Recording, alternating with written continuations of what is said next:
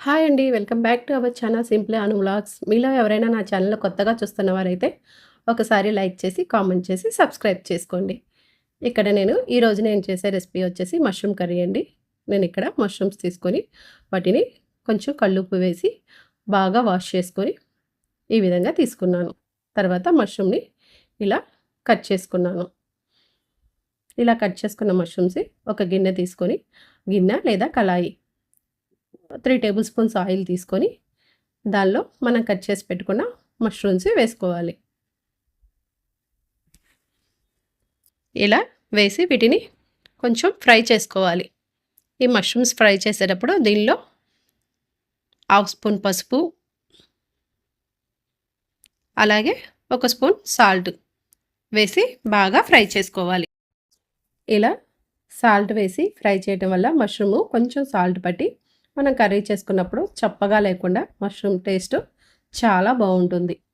ఈలోపు మనం 5 టమాటాలు 2 ఆనియన్స్ని కట్ చేసుకుందాం. ఈ మష్రూమ్స్ వేగేలోపు ఇక్కడ మష్రూమ్స్ వేగడం దీనిలో ఉన్న వాటర్ అంతా ఇంకిపోయి ఇలా ఆయిల్ పైకి తేలే వరకు మష్రూమ్స్ని ఫ్రై చేసుకోవాలి.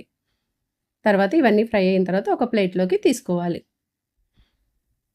తర్వాత అదే గిన్నెలోకి ఒక బిర్యానీ ఆకు, 2 లవంగాలు, కొంచెం దాల్చిన చెక్క, 2 యాలకులు వేసి ఇవన్నీ వేగిన తర్వాత ఒక 1/2 స్పూన్ జీలకర్ర కూడా చిటపట్లాడిన తర్వాత 2 పచ్చిమిర్చి, అలాగే మనం కట్ చేసుకున్న ఆనియన్ వేసి ఒకసారి వేయించుకోవాలి.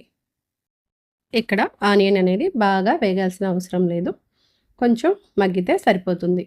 అలాగే కొంచెం కరివేపాకు వేసుకొని ఒకసారి వేయించుకున్న తర్వాత మనం కట్ చేసి పెట్టుకున్న టమాటాలను కూడా వేసి వీటిని కూడా కొంచెం మగ్గించుకోవాలి.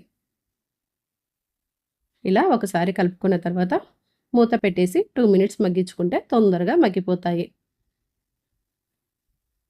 అంతేనండి, ఈ టమాటాలు కూడా బాగా మగ్గిపోయాయి. ఫైనల్గా కొంచెం కొత్తిమీర వేసేసి ఒకసారి కలుపుకొని దీన్ని పక్కన పెట్టేసి కొంచెం సేపు చల్లారబెట్టుకోవాలి. ఇలా చల్లారిపోయిన తర్వాత ఒక మిక్సీ జార్ తీసుకొని దీన్ని అంతా పేస్ట్ చేసుకోవాలి. మనం మెత్తగా పేస్ట్ చేసుకోవాలి. ఇలా మెత్తగా పట్టిన తర్వాత అదే గిన్నెలోకి 2 టేబుల్ స్పూన్ ఆయిల్ తీసుకొని ఈ ఆయిల్ మనం మిక్సీ పెట్టుకున్న ప్యూరిన్ మొత్తాన్ని వేసేయాలి. ఇప్పుడు దీనిలో 1 టేబుల్ స్పూన్ అల్లం వెల్లుల్లి పేస్టు, అలాగే 2 టేబుల్ స్పూన్ కారం వేసి ఒకసారి బాగా కలుపుకోవాలి.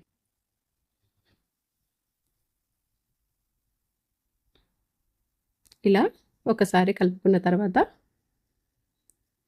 మీరు ఇక్కడ సాల్ట్ అనేది చూసి యాడ్ చేసుకోండి. కొంచెం సాల్టు, అలానే మనం వేయించి పెట్టుకున్న మష్రూమ్స్ కూడా వేసి ఒకసారి కలుపుకోవాలి. తర్వాత మీకు ఎంత గ్రేవీ కావాలో అన్ని వాటర్ యాడ్ చేసుకోవచ్చు. ఇలా వాటర్ యాడ్ చేసిన తర్వాత వీటిని కొంచెం సేపు ఉడకనించుకోవాలి.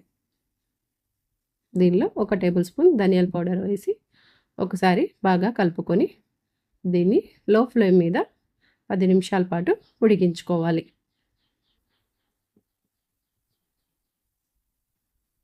ఇలా ఆయిల్ అంతా సపరేట్ అయ్యే వరకు ఉడికించుకోవాలి. ఇలా మూత తీసి చూస్తే ఇలా ఆయిల్ సపరేట్ అవుతుంది.